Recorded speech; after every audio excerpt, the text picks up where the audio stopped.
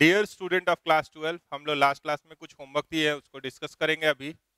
और जो कंडीशनल का बात थोड़ा सा रह गया है, कंडीशनल पहले परमुटेशन का बात कर रहे हैं, ठीक है। और जैसे ही हम लोग यहाँ से बाहर निकलेंगे तो हम लोग कंडीशनल प्रोबेबिलिटी पे चले जाएंगे, वहीं से मेन 12th का पार्ट स्टार्ट होता है। तो चलिए पहले सवाल जो दिए थे उसको देख ले। आपको एक सवाल दे के गए थे, how many different words can be formed using the letters of the word Mississippi so that no two S's are together. तो इसको कैसे सोचना है? गैप मेथड से।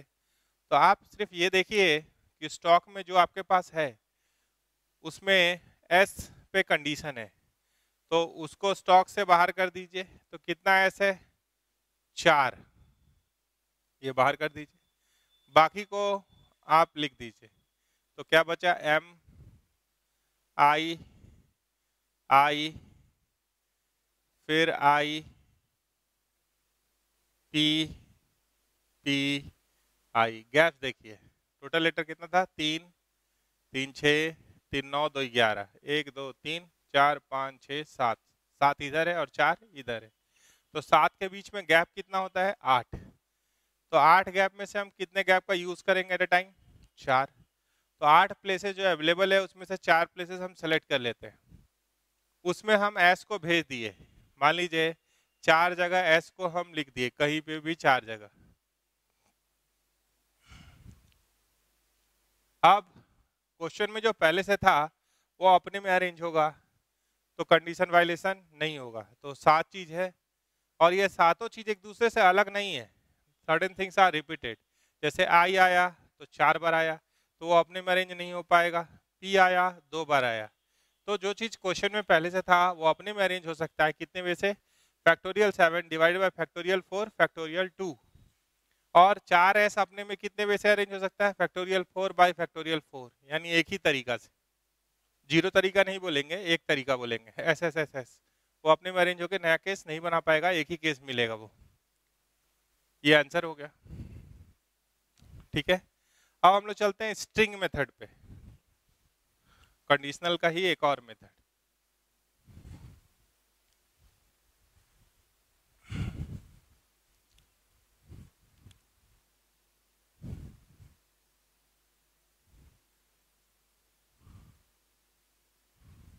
ठीक है, तो स्ट्रिंग मेथड एक नाम दिया गया है, स्ट्रिंग मेथड। सवाल सुनिए, how many different word, how many different word can be formed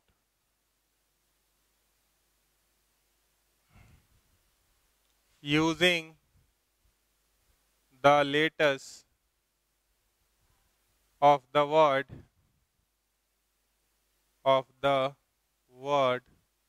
vowels। ये एक वर्ड है, so that vowel may occupy odd places। तो ऑड इवन प्लेस पे सवाल होगा तो उसको ऐसे सोचेंगे। तो आप पहले ये देखिए कि कितना लेटर वर्ड है, VOWELS, तो 6 लेटर वर्ड है। तो आप उसका पोजीशन का नंबरिंग कर दीजिए, 1 2 3 4 5 6। तो अगर total number of letters even है तो आधा प्लेस ऑड प्लेसेस होता है, आधा इवन प्लेसेस होता है। मतलब 3 ऑड प्लेस है यहाँ, 3 इवन प्लेस। स्टॉक में देख रहे हैं तो कंडीशन किस पे है? तो वॉवेल पे है। तो इसके अंदर वॉवेल क्या दिख रहा है? O और E, ठीक है। और दूसरा जो पार्ट बचा वो क्या है जिसपे कंडीशन नहीं है? VWLS, तो कोई भी रिपीटेड नहीं है, ठीक है। तो ऑड प्लेस पे बात किया है, तो ऑड प्लेस कितना अवेलेबल है? 1 3 और 5, मतलब 3 ऑड प्लेस। और वॉवेल्स कितना है? 2। तो ये 3 प्लेस में से 2 प्लेस सेलेक्ट कर लेते हैं, ये 3 प्लेस में से 2 प्लेस सेलेक्ट कर लेते हैं। और वहां पे क्या रख सकते हैं? क्या रख दे? वॉवेल्स को रख दे, ठीक है। बाकी जो खाली जगह बचा, 2 ही प्लेस ऑक्युपाई कर पाएगा वॉवेल, कोई भी 2। तो बाकी 4 प्लेस अभी भी खाली है, वहां पे क्या रखते हैं? कॉन्सोनेंट्स।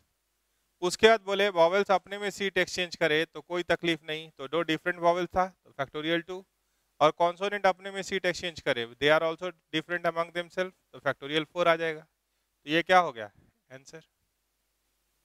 सबसे पहले क्या देख लेंगे, अगर टोटल नंबर ऑफ लेटर्स अगर ऑड होगा तो ऑड वाला एक ज्यादा होगा। मान लीजिए अगर 11 लेटर वर्ड होगा तो ऑड ऑड प्लेसेस कितना होगा, 7, 7 नहीं 6। अगर टोटल नंबर ऑफ लेटर्स 11 होगा तो 6 होगा ऑड प्लेस और 5 होगा इवन प्लेस। ठीक है, ऑड वाला एक ज्यादा होगा इवन से। ठीक है, बाई 2 करते तो 6.5 आता। ठीक है, 5.5 आता। बाई 2 करते 11 को बाई 2 करते तो 5.5 आता।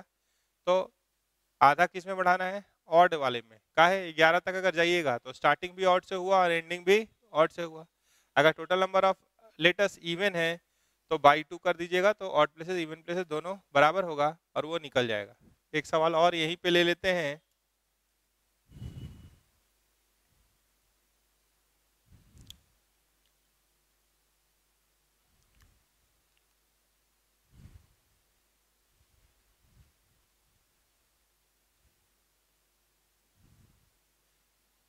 यहाँ पे है how many different words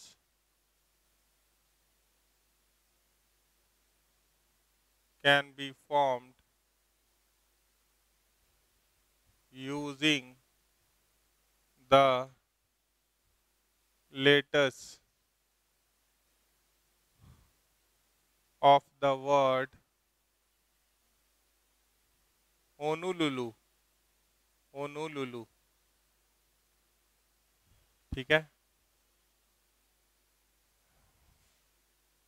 so that कितना लेटर है, 3 3 6 और 2 8। वॉवल कितना है 4,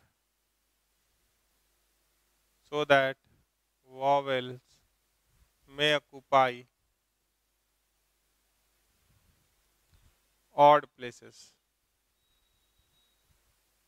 या बोलेगा एक ऑड लिए तो एक इवन ले लीजिए। चलिए इवन प्लेसेस, तो 8 लेटर है तो पहले ऐसे बॉक्स बना लीजिए, कोई भी खाली नहीं रहेगा।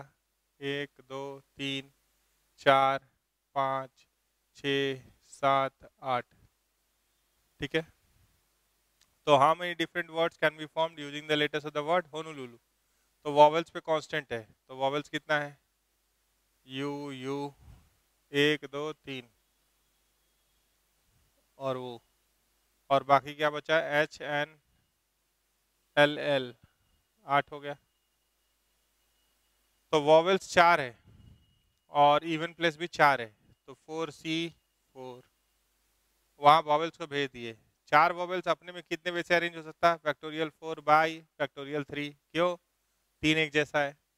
और कॉन्सोनेंट्स को बाकी जो जगह खाली है वहाँ भेज दिए, वो अपने में कितने वे से अरेंज हो सकता है, फैक्टोरियल 4 बाई फैक्टोरियल 2। तो ये क्या हो गया आंसर। ठीक है, आगे चलिए और बात करते हैं।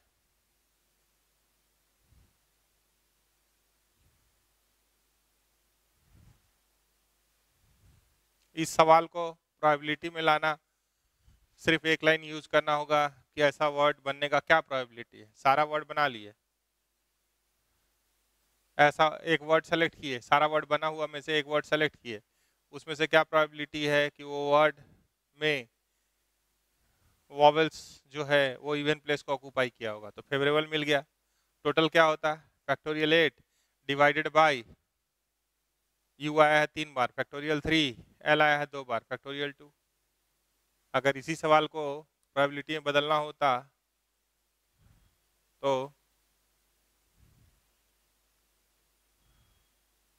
different words are formed, different words are formed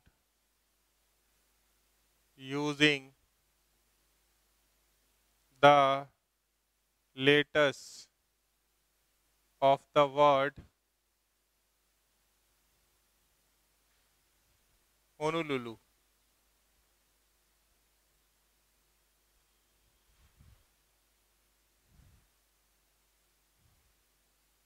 what is the probability that vowels may occupy even places? हो गया प्रोबेबिलिटी का सवाल। तो क्या देखें, वॉवेल्स है ओ यू यू यू और ये है एच एन एल एल, तो फेवरेबल लिख रहे हैं। नंबर ऑफ एलिमेंट्स इन ई, ठीक है। तो सबसे पहले कौन सा मेथड, स्ट्रिंग मेथड। तो 8 प्लेस है, 1 2 3 4 5 6 7 8, तो इवन प्लेस कितना है 4, तो वॉवेल्स उसमें रखना है। तो 4 प्लेस में से चारों चुनना पड़ेगा, क्या है 4 वॉवेल्स है। फिर वॉवेल्स अपने में सीट वहाँ वॉवेल्स को भेज दिए, बाकी जो जगह बचा वहाँ कॉन्सोनेंट को भेज दिए। फिर वॉवेल्स अपने में सीट एक्सचेंज करेगा, तो क्या आएगा फैक्टोरियल 4 बाई फैक्टोरियल 3। कॉन्सोनेंट अपने में सीट एक्सचेंज करेगा, तो क्या आएगा फैक्टोरियल 4 बाई फैक्टोरियल 2। और number of elements in sample space, हर कोई कांस्टेंट नहीं होता, तो how many letters are there, 8 letters are there. Out of them you has occurred 3 times, तो वो अपने में रेंज होकर नया केस नहीं देगा। एल हैज ऑकर्ड 2 टाइम्स, तो रिक्वायर्ड प्रोबेबिलिटी क्या हो जाता है, पी ऑफ ई क्या होता है, n of E divide by n of S, तो ये हो जाता है 4c4 factorial 4 by factorial 3 factorial 4 by factorial 2 divided by factorial 8 divided by factorial 3 factorial 2। काट लीजिए जो कटता है, ये कैंसिल हो जाएगा ना, ठीक है। फैक्टोरियल 4 24 गुना 24 576 फैक्टोरियल 8, ये तो 1 ही हो जाएगा। इसको भी और काट लीजिए, कट कर पाएंगे ना, हाँ वो आप जोड़ घटाओ कर लीजिए, गुना भागा कर लीजिए। अब रिस्ट्रिक्टेड परमुटेशन का बात करते हैं और क्वेश्चन के सहारे।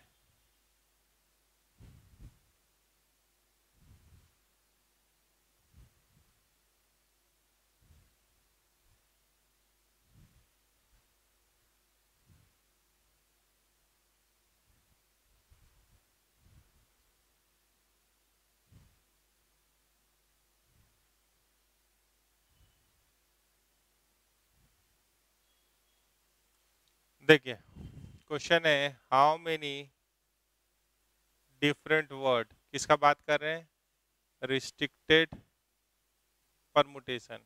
इसके अंदर 2-3 सवाल ले लेते हैं, सवाल के सहारे आपको बाकी बात बता दें। How many 4 letter word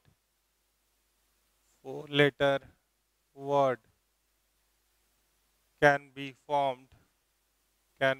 formed using the letters of the word failure, FAILURE। Condition इसमें दिया है कि F is always included, दूसरे में दिया है F is never included, ठीक है। तो ए बना रहे, तो आपको बोले permutation consist of 2 steps, number 1 selection and number 2 arrangement. तो एफ इज ऑलवेज इंक्लूडेड, तो एफ को आपको लाने का जरूरत नहीं है, एफ यहाँ पे है, ठीक है। आपको कितना लाना होगा, यहाँ पे 3 लेटर लाना होगा चुन के और फिर उनको अरेंज कर देना होगा। तो देखिए सब का सब लेटर एक दूसरे से अलग है, तो एफ आ चुका है, तो इसको अब फिर से लाएंगे, डबल एफ तो नहीं आएगा, एफ यही वाला आया है यहाँ, तो बचा 1 2 3 4 5 6 लेटर बचा है, तो 6 में से क्या करें 3 चुन ले। तो ठीक से देखिएगा तो यहाँ पे क्या हो जाएगा 4, AILURE में से कोई भी 3 बोलिए, तो यहाँ कितना लेटर हो गया 4, और उसे वर्ड बनाना है, मतलब ऑर्डर इज सिग्निफिकेंट, तो 4 different letters can be arranged among themselves in how many ways? Factorial 4 ways. तो ये आंसर हो गया। अगर आप बात कीजिएगा एफ इज नेवर इंक्लूडेड, तो एफ को बाहर कर दीजिए, वो ना चुनाएगा ना आया है, तब क्या बचा? 3 3 6, तो 6 में से ही 4 चुन लीजिए। And their arrangement they are different, तो 4 डिफरेंट थिंग्स कितने में से अपने में अरेंज हो सकता है? फैक्टोरियल 4 वे से। आपको बोले हैं permutation consist of 2 steps, number 1 selection and number 2 arrangement of that selected group, तो काम आ रहा है। अब नेक्स्ट सवाल इसी पे ले लें।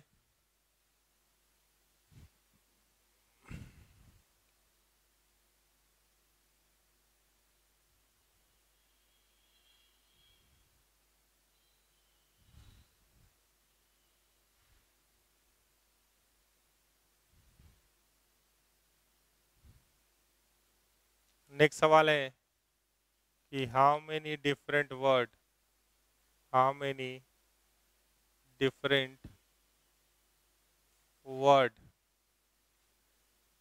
Can be formed using the letters of the word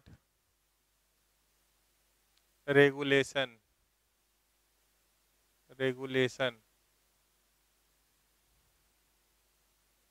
so that there are exactly 4 letters between R and T। ठीक है, यहाँ रेस्पेक्टिवली वर्ड नहीं है, सिर्फ R and T लिखा हुआ है। तो आप बताइए यहाँ कितना लेटर है? 1 2 3 4 5 6 7 8 9 10 लेटर वर्ड, और दसों एक दूसरे से आर नहीं आया, ई नहीं आया, सब ध्यान से देखें तो कोई भी रिपीट नहीं हुआ, तो 10 लेटर वर्ड है।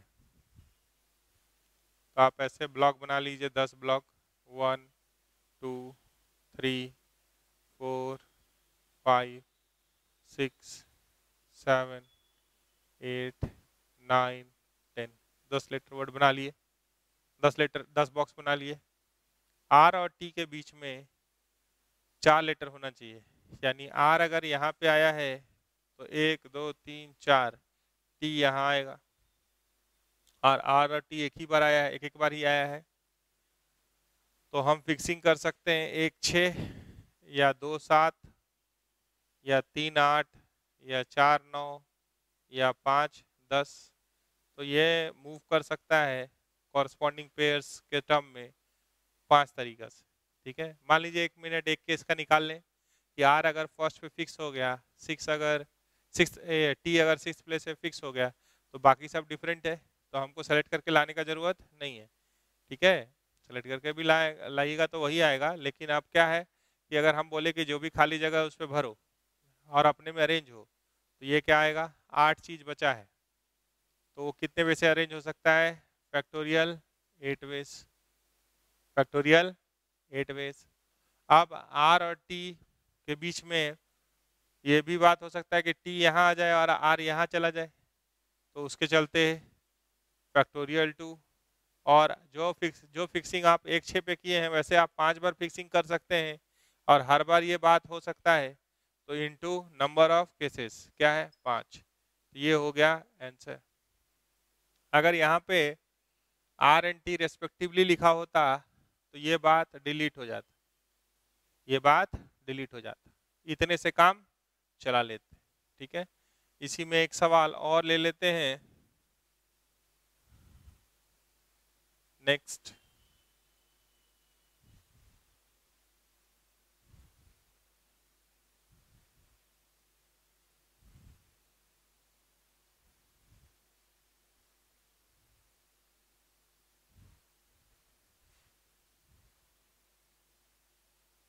एक और सवाल है आपके पास, how many different word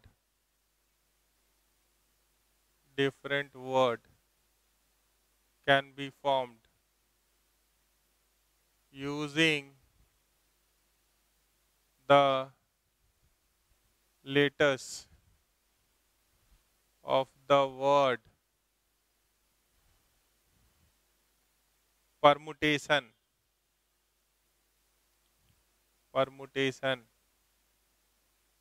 so that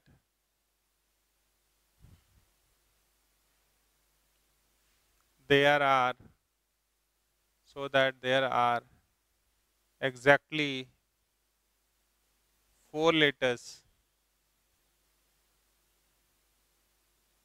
between P and T, between P and T, ऐसा है। ठीक है, तो आप अगर ध्यान से देख पा रहे हो तो T 2 बार आ गया है और P एक ही बार है।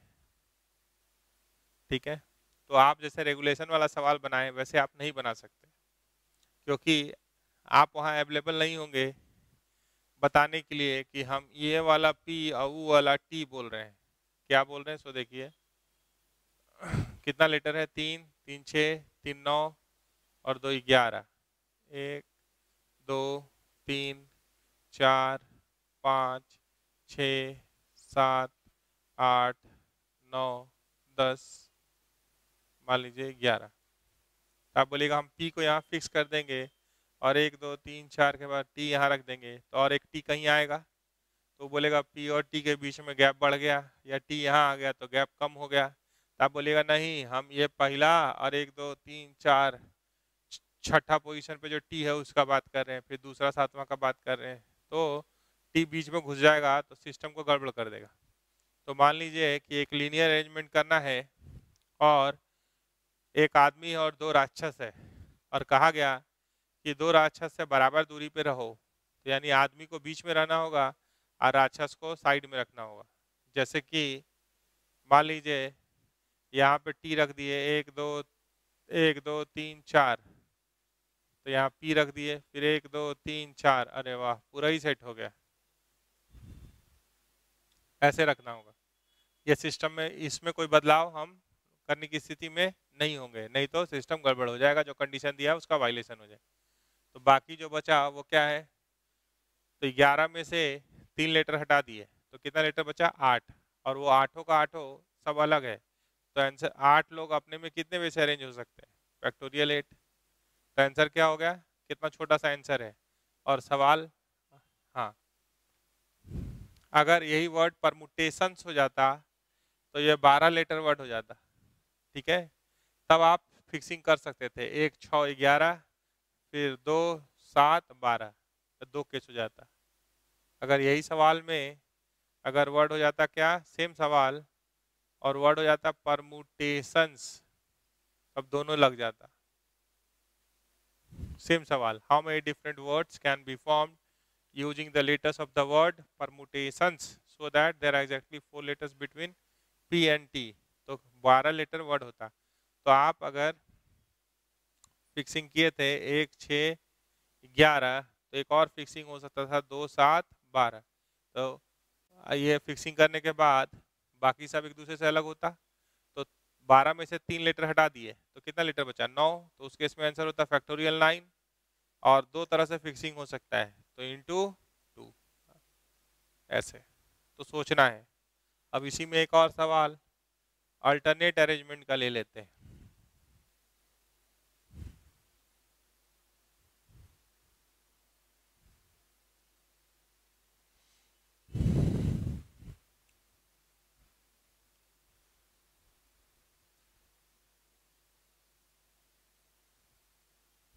इसी में एक और चीज ले आए, अल्टरनेट अरेंजमेंट।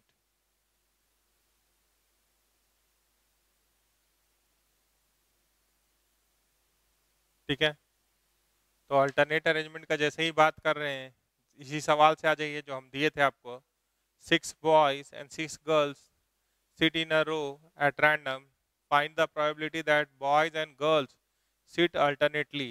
तो अल्टरनेटली का मतलब है कि अगर बॉय यहाँ, boy 1 girl 1, boy 2 girl 2, boy 3 girl 3, boy 4 girl 4, boy 5 girl 5, boy 6, girl 6, मतलब एक बॉय एक गर्ल, ठीक है, ऐसे चलेगा। तो ये कोई जरूरी नहीं है कि G1 के बगल में B1 ही हो, B2 भी आ सकता है। तो अगर ये एक अरेंजमेंट हम बनाए, इसमें अगर बॉय अपने में सीट एक्सचेंज करे तो 6 बॉय है, तो कितने वे से सीट एक्सचेंज कर सकता है? फैक्टोरियल 6। और गर्ल्स अगर अपने में सीट एक्सचेंज करे तो कोई तकलीफ नहीं होगा। हाँ, एक बात और है कि ये सीरीज जैसे बॉय से शुरू हो सकता है वैसे गर्ल से भी हो सकता है। Girl 1, boy 1, girl 2, boy 2, girl 3, boy 3, girl 4, boy 4, girl 5, boy 5, girl 6, boy 6, ऐसा हो सकता है। तो इनटू 2, दो केस संभव है। हर केस के लिए बॉय से सीरीज शुरू होने वाला सीरीज गर्ल से शुरू होने वाला सीरीज हो सकता है, तो इसलिए क्या करेंगे? इनटू 2। ये हुआ लीनियर अरेंजमेंट का बात, ठीक है। थोड़ा सा सर्कुलर भी देख लीजिए, क्योंकि वहां से भी क्वेश्चन को प्रोबेबिलिटी में लिंक किया जा सकता है।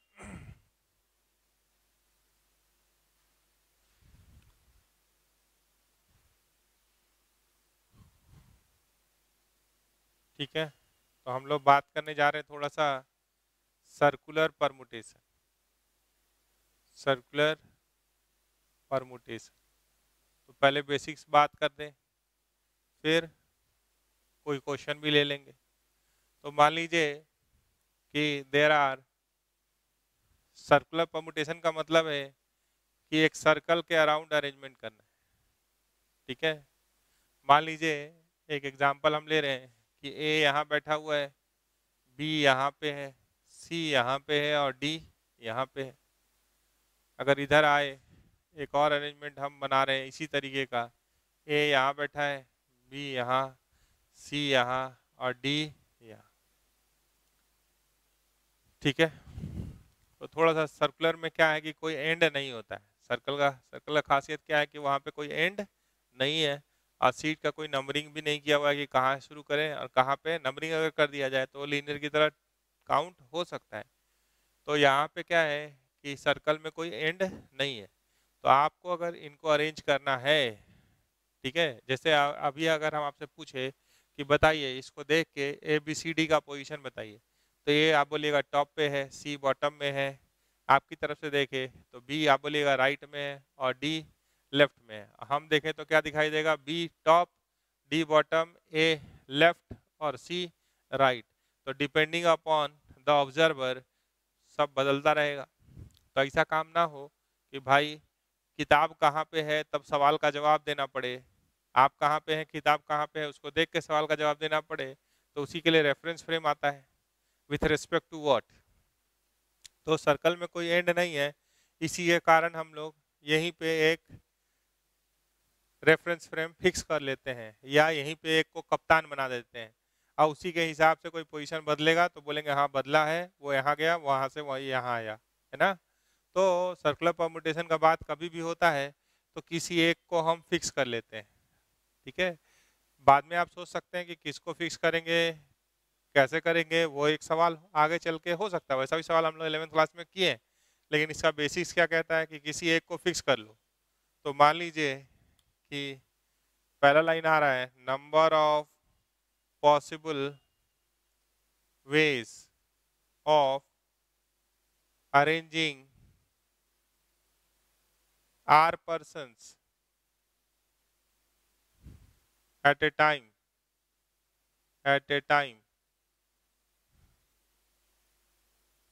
from n persons। Total n persons है हमारे पास,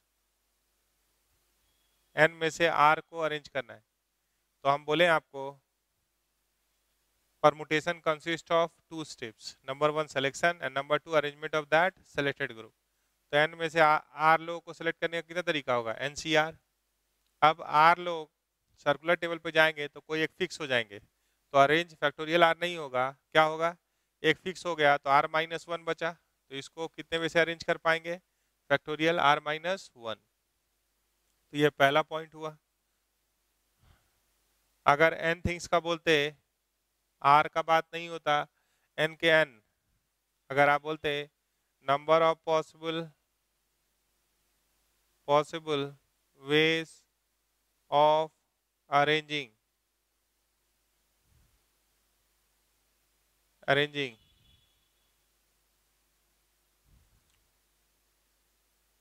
n persons around a circular table, around a circular table, तो ये क्या होता, एक को फिक्स कर देते, बाकी को अरेंज कर देते, तो फैक्टोरियल n माइनस वन होता। अब फिर सवाल आगे बढ़ता है, तो आता है कि भाई पर्सन तो सर्कुलर टेबल में बैठा है, तो उसको दोनों तरफ से तो नहीं देख सकते कि हाँ इंडिपेंडेंट ऑफ ग्रेविटी मून पे नहीं है, ग्रेविटी है, वो ऐसा बैठा है, तो आप इधर से और इधर से दोनों तरफ से तो नहीं देख सकते। उस ऐसे बैठा है तो आप उसको टॉप व्यू और बॉटम व्यू नहीं ले सकते, टॉप व्यू ही ले रहे हैं, ठीक है। तो या ये भी यहीं से अपने सामने से देख रहा है, कोई एक फिक्स हो गया।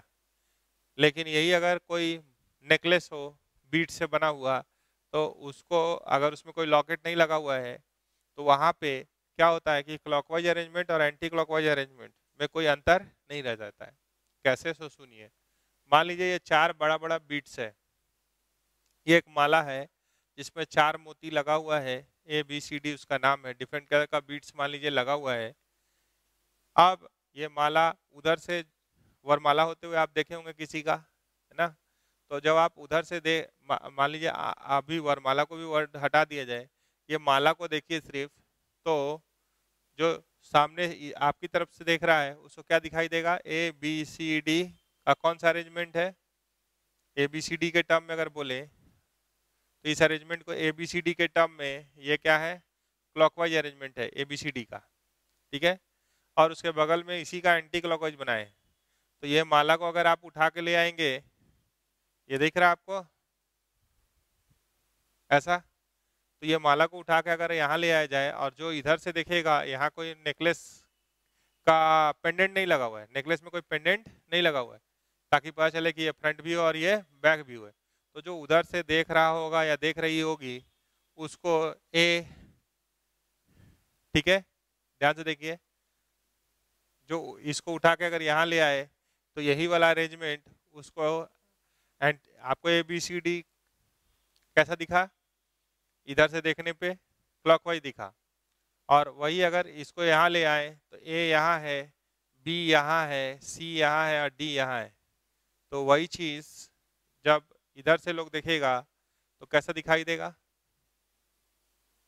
ध्यान से देखिए, तो वही उसको एंटी क्लॉकवाइज दिखाई देगा। जो आपको क्लॉकवाइज दिखाई दे रहा है वही उसको उस साइड से देखने वाला को क्या दिखाई देगा, एंटी क्लॉकवाइज दिखाई देगा।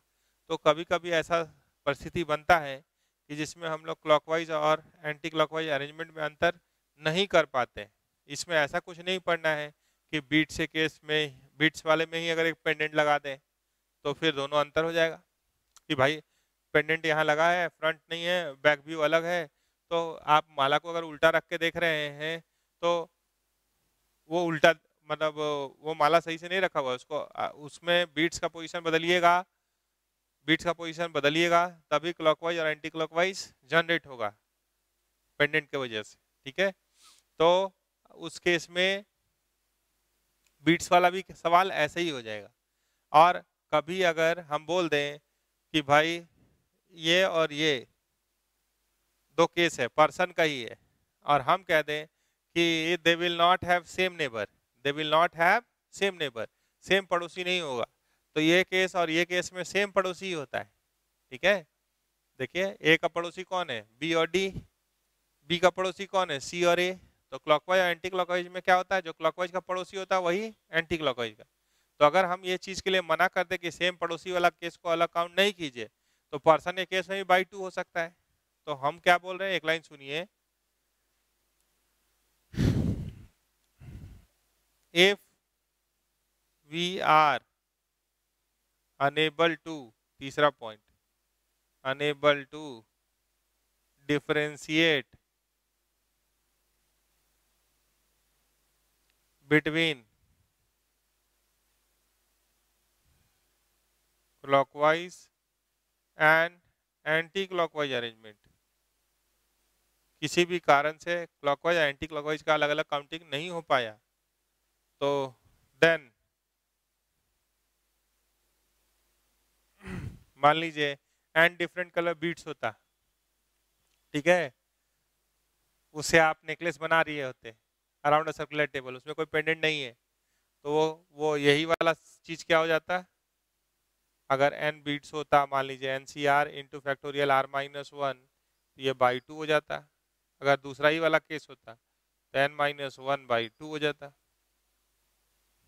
पर्सन अगर हम बोल दें इसी में कि they will not have same neighbour, they will not have same neighbour, number of possible ways of arranging them around a circular table so that they will not have same neighbor, तो क्या हो जाएगा NCR into factorial R minus one by two. Person में भी हो सकता है।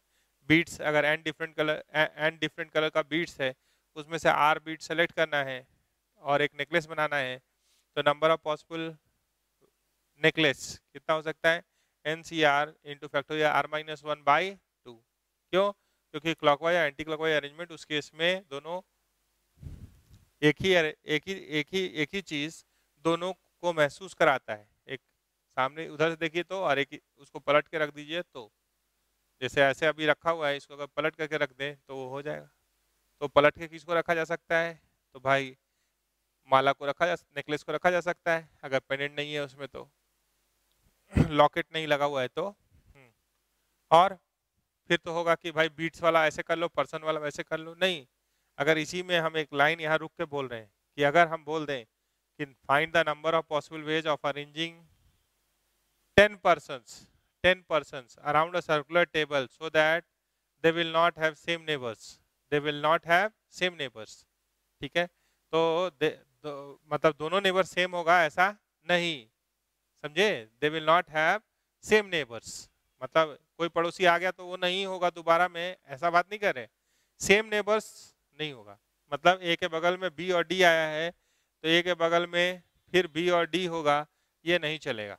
B के बगल में ए और सी आया है तो बी के बगल में ए और सी आए, ये नहीं चलेगा। मतलब ये दोनों केस को एक काउंट करना होगा, तो टोटल केस डिवाइडेड बाय क्या करेंगे, टू। तो ऐसे हम लोग सर्कुलर परमुटेशन का ध्यान रखते हैं। तो इतना भी काफ़ी है परमुटेशन कॉम्बिनेशन का बाद, और हम लोग प्योर प्रोबेबिलिटी पे लौट जाते हैं जो जहाँ थे। फिर जोड़ना होगा, कुछ और जोड़ेंगे, लेकिन अभी इतना काफ़ी है।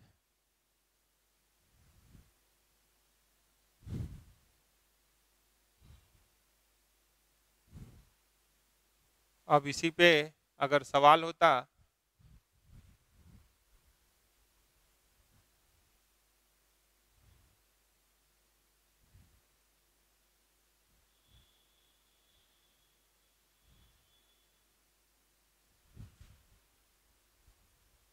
कुछ सवाल भी देख लीजिए तब बात कंप्लीट हो जाएगा। जैसे पहला सवाल, how many different ways are there, या ऐसे लिखिए there are 20 persons among whom 2 are brothers, 2 are brothers, ठीक है, दो भाई है। How many possible ways are there to arrange them around a circular table so that there are exactly one person, so that there are exactly one person between those two brothers, between those 2 brothers, 2 भाई के बीच में एक ही आदमी होना चाहिए। तो total लोग कितना है? 20। ठीक है, उसमें से 2 भाई है, तो कोई भी 2 लोग भाई तो नहीं हो जाएगा, पर्टिकुलर होगा वो B1 और B2। उसके बीच में कितना बैठना चाहिए? 1। ठीक है, तो हम एक काम करते हैं कि 2 भाई को अलग कर लेते हैं। तो इधर कितना लोग बचा जिसपे कंडीशन नहीं है? 18। तो 18 में से एक चुन लेते हैं और उसको भाई के बीच में बैठा देते हैं। ठीक है, उसके बाद स्लॉट एक वेरिएबल का काम करेगा, इसको एक बॉक्स में बंद कर दिए, जहां मूव करेगा ये स्लॉट में मूव करेगा। तो इधर कितना लोग हैं? 17, और ये एक का काम करेगा 18। तो 18 लोग अराउंड अ सर्कुलर टेबल। तो सर्कुलर टेबल पे तो एक फिक्स हो जाता है, तो 18 चीज कितने वैसे अरेंज हो सकता है around a circular table? Factorial 7। With in this box भाई अपने में सीट एक्सचेंज कर सकता है। तो ब्रदर 1 और ब्रदर 2 अगर अपने में सीट एक्सचेंज किया तो इनटू क्या हो जाएगा? Factorial 2 answer. एक बार फिर से सुनिए क्या किए। 20 लोगों में से 2 भाई था, उसको अलग किए। 18 लोग पे कोई कांस्टेंट नहीं है ऐसे, तो 18 में से जो बीच में बैठेगा वो 18 में से कोई भी बैठ सकता है। तो उसमें से एक को चुन लिए, उसको भाई के बीच में बैठा दिए और इस तीनों का एक बॉक्स बना दिए। जब मूव करेगा तो अब एक एक एलिमेंट नहीं मूव करेगा, ये बॉक्स मूव करेगा थोड़ी देर के लिए। ठीक है, फिर 18 में से कोई 18 C1 की है तो फिर कोई दूसरा चुनाएगा, तो उसको बॉक्स में बंद कर देंगे, फिर अरेंजमेंट कर लेंगे। तो 18 3 को बॉक्स में बंद किए तो ये एक वेरिएबल का काम कर रहा है। इधर कितना है? 17। तो 17 और एक 18 चीज around a circular table, around a circular table. तो सर्कुलर टेबल पे कभी भी जाते हैं तो एक फिक्स हो जाता है, एक को फिक्स करना पड़ता है। तो कितने में से अरेंज हो सकता है? फैक्टोरियल 17। आप विद इन दिस बॉक्स भाई अपने में सीट एक्सचेंज कर सकता है, कितने में से? फैक्टोरियल 2 में से। तो इसका काम हो गया। अब यही सवाल अगर क्वेश्चन नंबर 5 में सर्कुलर टेबल होता तो क्या होता, जो आपको दिए थे?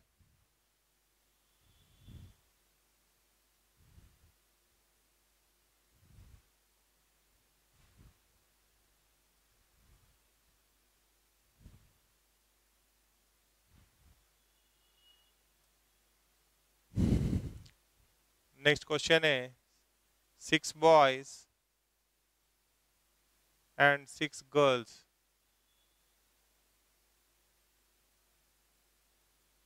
sit around a circular table, sit around a circular table, find the probability, find the probability, सवाल बदल दिए, that boy and girl sit alternately, alternately, ये सवाल हो। तो सर्कुलर टेबल ले लीजिए, यहाँ से चलिए, मान लीजिए boy 1, girl 1, boy 2, girl 2, boy 3, girl 3, boy 4, girl 4, boy 5, girl 5, boy 6। अच्छा, थोड़ा दूर दूर बना सकते थे, चलिए गर्ल 6। अल्टरनेट अरेंजमेंट, इसको थोड़ा बराबर स्पेसिंग करके बना लीजिएगा। ठीक है, तो देखिए ये भी अल्टरनेट अरेंजमेंट है ना। तो बॉय और गर्ल सिस्टम के हिसाब से एक ही तरह का बिहेवियर है, तो किसी एक को फिक्स कर लेना है। बॉय को या एक एक करके हर एक को नहीं फिक्स करना है, तब तो लीनियर हो जाएगा। तो हम बॉय और गर्ल में से किसी एक को फिक्स कर लिए। ठीक है, यहाँ कोई एंड नहीं है। मान लीजिए अगर बॉय को फिक्स कर दिया और बोले कि बॉय अपने में सीट एक्सचेंज करो, तो फैक्टोरियल 5। और गर्ल्स 6 है, वो अपने में कितने में से सीट एक्सचेंज कर सकती है? फैक्टोरियल 6। तो ये हो गया आंसर। ठीक है, अब बोलेगा हम दूसरी बार में गर्ल्स को फिक्स करेंगे, नहीं। अगर वैसे करके आप हर एक को फिक्स कीजिएगा तब तो लीनियर के बराबर हो जाएगा, सबको जोड़ दीजिएगा तो, ठीक है। तो बॉयज और गर्ल्स सिस्टम के हिसाब से दे आर इक्विवेलेंट, तो हम बॉय या गर्ल में से किसी एक को फिक्स कर ले, बाकी जो बचा वो अपने में अगर सीट अरेंज करे तो यहाँ अल्टरनेट अरेंजमेंट फेल नहीं होगा, तो ऐसे कर लेंगे, ठीक है। अब थोड़ा सा बात कार्ड्स का कर देते हैं।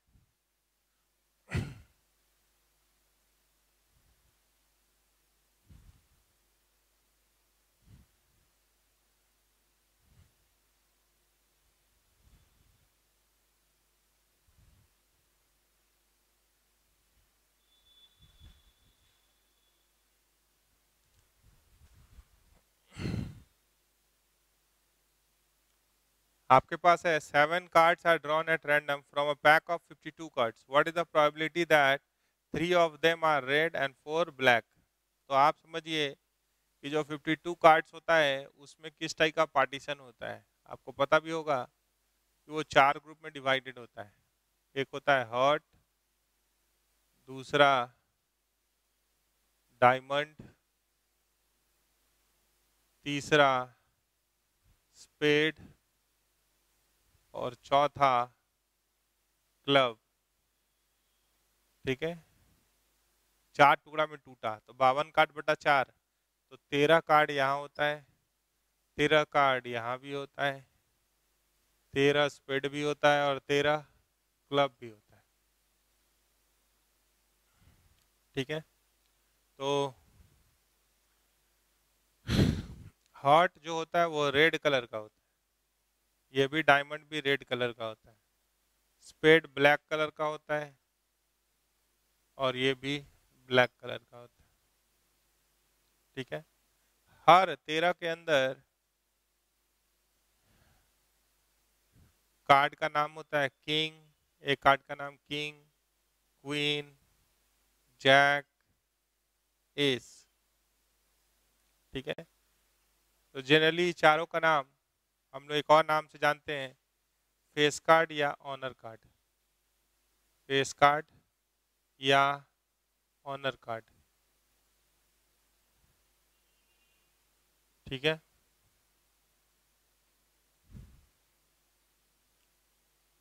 बाकी कार्ड पे नंबरिंग होता है 2 to 13, तो इसको बोल सकते हैं नंबर्ड कार्ड, नंबर्ड कार्ड 2 से 13 तक नंबरिंग होता है, 2 to 13 नहीं, 10 तक ही नंबरिंग होता है। क्या कि आप 4 अगर निकाल लिए 13 में से तो 9 कार्ड बचा, तो 2 से 10 में 9 कार्ड हो गया ना। तो ये सब में होता है, ये जो पैटर्न है ये हार्ट में भी होगा, फिर डायमंड में भी होगा, स्पेड में भी होगा और क्लब में भी होगा। तो आप ठीक से देखेंगे तो फेस कार्ड इसमें 4, फिर इसमें 4, फिर उसमें 4, उसमें 4, तो 16 फेस कार्ड हो जाता है टोटल अगर मिलाएंगे तो, ठीक है। अब आपसे बोले, मान लीजिए कि जो सवाल है वही देख लें पहले, 6 number, 7 cards are drawn at random from a pack of 52 cards. What is the probability that 3 of them are red? तो रेड कार्ड कितना है 26, तो प्रोबेबिलिटी ऑफ इवेंट ई, ठीक है। तो 26 कार्ड है रेड, तो 26 में से कितना चुनिएगा, 3 चुनिए, एंड 4 ब्लैक, तो 26 ब्लैक भी है, तो ये क्या होगा 26C4, टोटल कार्ड कितना था 52C7, तो 26 कार्ड में से हम 3 कार्ड चुने और फिर 26 कार्ड में से 4 कार्ड चुने, टोटल 7 कार्ड चुने, तो एनसीआर आ रहा है। टोटल वेज देखेंगे तो क्या है 52 में से 7 कार्ड चुनना है, तो 52C7।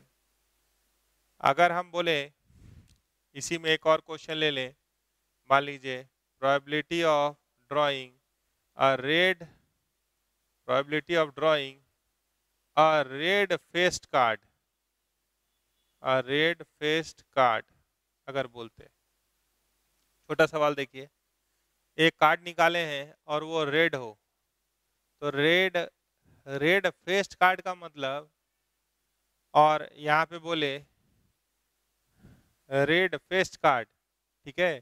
तो रेड फेस्ड कार्ड का मतलब उसको फेस कार्ड से जोड़ के मत देखिए, ठीक है। ऐसा ऐसा कार्ड बोलिए, ठीक है, जो रेड जिसका शकल हो, तो रेड कितना है 26, तो ये डी बहुत काम का है। टोटल कार्ड कितना है 52। अगर यही बोले probability of drawing a red और फेस नहीं लगाए फेस कार्ड, तो कभी कभी अंग्रेजी से ही परेशान किया जाता है, रेड भी और फेस भी कार्ड। तो ये 4 कार्ड रेड फेस कार्ड है, और ये भी 4 कार्ड फेस कार्ड भी है और रेड भी है। तो ये क्या हो गया 8/52। तो ये डी देखिए कभी कभी आपको परेशान कर सकता है, मैंने ये बुझावल टाइप का चीज हो गया, माइंड पजल्स टाइप का। तो उस खाली सुन लिए बस वही खत्म हो गया, बाकी जैसे बनाते हैं बाकी में करते रहिए, कोई दिक्कत नहीं है ना। तो कार्ड का भी जानकारी आपको दे दिए।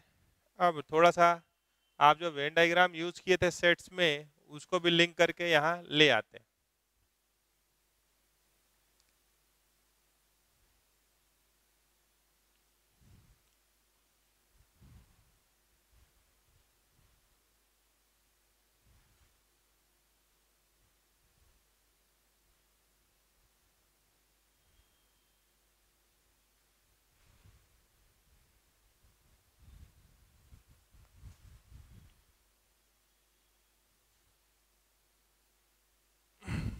देखिए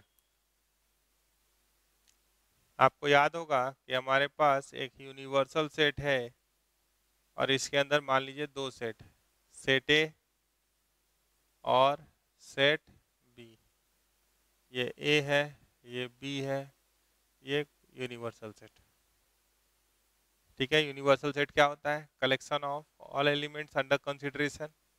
सेट ए में कुछ एलिमेंट आया, सेट बी में कुछ एलिमेंट आया, तो ये टुकड़ा क्या कहलाता है, ये जो आप देख पा रहे हैं इसका नाम क्या है, इसका नाम है ए इंटरसेक्शन बी। ये जो पार्ट आप देख पा रहे हैं इसके लिए सिंबल तो हम लोग ए माइनस बी यूज करते हैं, इसको क्या बोलते हैं, ओनली ए। ऐसा एलिमेंट जो सिर्फ ए में होगा, सिर्फ ए में होगा, बी में नहीं होगा, सिर्फ ए के पास होगा, वो यहाँ होता है, उसको बोलते हैं ओनली ए। तो सिंबल तो यूज कर लेते हैं हम लोग ए माइनस बी, उसके लिए ए माइनस बी मतलब सेट ए से उनको हटाओ जो ए और बी में दोनों में है। आप ऐसे पढ़े थे ए माइनस बी करके एक सिंबल। तो ये क्या था, अगर आपसे पूछे कि number of elements in A minus B, तो ये क्या होता है, number of elements in A, इसे किसको हटाते हैं, ए इंटरसेक्शन बी वाले एलिमेंट को हटा देते हैं। ठीक है, तो ये ऐसे चलता है ये टुकड़ा। तो ओनली बी भी आप सोच सकते हैं। तो सबको अगर जोड़े तो ए और बी को मिला के लिखे तो number of elements in A union B क्या हो जाता है, वो आपको पता है। ओनली ए में क्या आया, number of elements in A minus number of elements in A intersection B, plus दूसरा वाला जमीन में कौन आया, number of elements in A intersection B. फिर ओनली बी में क्या आया, number of elements in B minus number of elements in A intersection B, और बी इंटरसेक्शन ए एक ही चीज होता है, तो ये कट भी गया। तो ये क्या होता है, n of A union B is equals to होता है n of A plus n of B minus n of A intersection B. ये तो नंबर ऑफ एलिमेंट वाला हो गया। अगर सबको नंबर ऑफ एस से डिवाइड कर दें, सबको किसे डिवाइड कर दें, n of S, n of S, n of S, n of S, तो ये क्या बन जाएगा, प्रोबेबिलिटी का भी फॉर्मूला हो सकता है। Probability of A union B, A और B is equals to probability of A plus probability of B minus probability of A intersection B. ठीक है, फिर आप कुछ डी मॉर्गन्स वेन डायग्राम का यूज करके, वेन डायग्राम का यूज करके कुछ डी मॉर्गन्स रूल भी पढ़े थे, तो उस पर भी बात हो सकता है। पहले 3 सेट वाला देख लीजिए।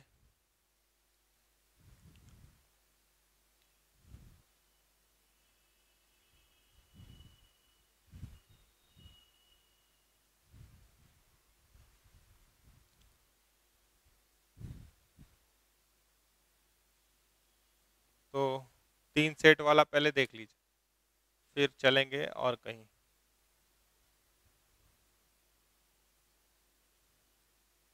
ये है ए का जमीन, ये है बी का जमीन, और ये है सी का जमीन। ये यूनिवर्सल सेट, ठीक है। तो हम इतने जमीन का नाम, जो यहाँ पे एलिमेंट है उसको बोल रहे हैं एक्स, यहाँ जो है वाई, यहाँ बोल रहे हैं जेड, और यहाँ बोल रहे हैं डब्लू। ये इतना ही है, ये जो इतना देख रहे हैं यही डब्लू का है, ठीक है। तो आप एक्स के बारे में बोलेंगे तो एक्स क्या है? Number of elements in A intersection B intersection C, ठीक है। अब अगर हम बात करें कि क्या आप डब्लू के बारे में बता सकते हैं या एक्स प्लस वाई के बारे में बता सकते हैं, तो एक्स प्लस वाई क्या हो जाएगा? Number of elements in A intersection B. तो एक्स पता है तो वाई क्या हो जाएगा? Number of elements in A intersection B minus number of minus X. तो एक्स क्या है? Number of elements in A intersection B intersection सी।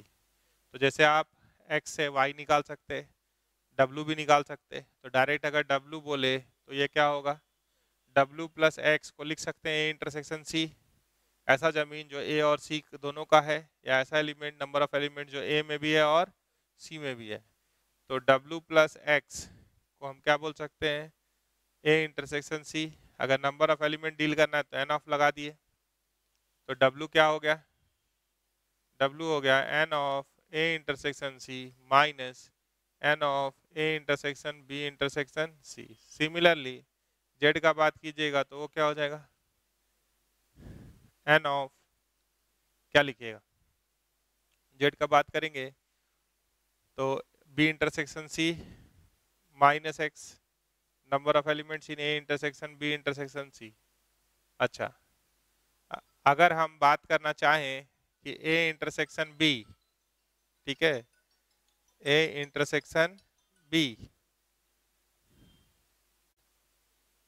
अब आपके पास है y w और z मिल गया, ठीक है, y w और z मिल गया है। अब अगर आप a union b union c निकालना चाहते हैं, ठीक है, तो आप सिर्फ अगर ये वाला पार्ट निकाल लीजिए, तो number of elements in A union B union C अगर निकालेंगे तो क्या होगा? ए यूनियन बी को अगर अलग करके आप देख लेते हैं और इसमें number of elements in only C जोड़ दीजिएगा, ये वाला, तो इसको क्या लिख सकते हैं? ओनली सी को, इसको आप लिख सकते हैं n of C minus X minus Z minus W. तो ये सारा वैल्यू अगर डाल दीजिएगा तो ये बन जाएगा, ये वैल्यू डाल के आप देख सकते हैं A union B union C. तो ये अरेंज करने पे आ जाएगा number of elements in A, number of elements in B plus number of elements in C minus, taken two at a time, A intersection B minus n of B intersection C minus n of C intersection A plus n of A intersection B intersection C. अगर इसको probability में बदलना चाहते हैं तो N of S से divide कर दीजिए, तो इसको n of S number of element in sample space से डिवाइड कर दिए, n of S n of S n of S, इसको भी डिवाइड कर दीजिए, एन ऑफ एस, इसको भी डिवाइड कर दीजिए, n of S n of S by number of elements in S से डिवाइड कर दिए। तो ये क्या बन गया? तो आपके पास एक रेडीमेड फॉर्मूला है कि probability of A union B union C क्या होगा? Probability of A plus probability of B plus probability of C minus probability of A intersection B minus probability of B intersection C minus probability of C intersection A plus probability of A intersection B intersection C. ऐसा कर लीजिए, ठीक है। तो इस formula पे भी आप सवाल बना सकते हैं, 3 सेट वाला, 2 सेट वाला, अगर इवन 4 सेट का भी हो जाए तो आप अगर ध्यान से देख रहे हो तो ए बी सी डी 4 तो लिखेंगे तो बहुत बड़ा दिखाई देगा। सुन लीजिए, तो एक एक करके लाइए, मतलब probability of A union B union C union D का अगर बात कीजिएगा तो एक करके लाए तो P of A plus P of B plus P of C plus P of D minus sign change कर देंगे, दो दो करके ला रहे हैं। तो आपके पास क्या है, अगर कल के डेट में 4 के लिए हुआ तो 4 के लिए हुआ, चाहे 4 से ज्यादा के लिए भी हुआ। तो पहले क्या लिखे, probability of A union B union C union D is equals to P A plus P B plus P C plus P D, सब पॉजिटिव। अब दो दो करके minus P of A intersection B minus P of A intersection C minus P of A intersection D minus probability of B intersection C minus probability of B intersection D minus probability of C intersection D. चार में से दो चुनेंगे तो छह term आएगा, तो छह टर्म सबका सब माइनस में। फिर तीन तीन करके लाइए तो प्लस में होगा। तो ये क्या होगा, पी ऑफ, मान लीजिए डी को हटा दिए, A intersection B intersection C, फिर हटा दिए P of A intersection B intersection D, फिर हटा दिए P of A intersection C intersection D, फिर ए को हटा दिए P of B intersection C intersection D, फिर minus probability of A intersection B intersection C intersection D. ठीक है, तो आप ऐसे करके तीन से ज्यादा का भी टर्म ये फॉर्मूला खुद से सोच सकते हैं। 1 एट ए टाइम सब पॉजिटिव, 2 एट ए टाइम सब नेगेटिव, 3 एट ए टाइम सब पॉजिटिव, 4 एट ए टाइम सब पॉजिटिव हो। पहले 1 एट ए टाइम लिए तो पॉजिटिव, 2 एट ए टाइम तो negative, 3 at a time positive, तो 4 एट ए टाइम तो नेगेटिव। अल्टरनेट प्लस माइनस, ये 2 के लिए भी होता है, 2 सेट हो रिलेटेड हो तो भी, 3 हो तो भी, 4 हो तो भी। तो ऐसे करके आप इनसे जुड़ा हुआ सवाल कीजिए। बाकी बात हम लोग नेक्स्ट क्लास में करेंगे रिगार्डिंग कंडीशनल प्रोबेबिलिटी सेट्स का। बात आप सुन लिए। अब जब नेक्स्ट क्लास स्टार्ट करेंगे तो उसमें बात होगा किसका, कंडीशनल का। अभी आपको होमवर्क में करना चाहिए वैसा सवाल जो परमुटेशन कॉम्बिनेशन से रिलेटेड है, ठीक है, और प्रोबेबिलिटी चैप्टर में अवेलेबल है, उसको कंप्लीट कर दीजिए। वहां तक हम लोग बात मेजर पार्ट कर लिए। कुछ और जोड़ना होगा तो धीरे धीरे जोड़ देंगे, जैसे कि डिवीजन, डिस्ट्रीब्यूशन, डी अरेंजमेंट, तो वो सब बात हम लोग नेक्स्ट क्लास में करते हैं। आप सिर्फ इस फॉर्मूला पे फोकस करिए अभी के लिए, ठीक है। तो बाकी बात नेक्स्ट क्लास में करते हैं। Thank you.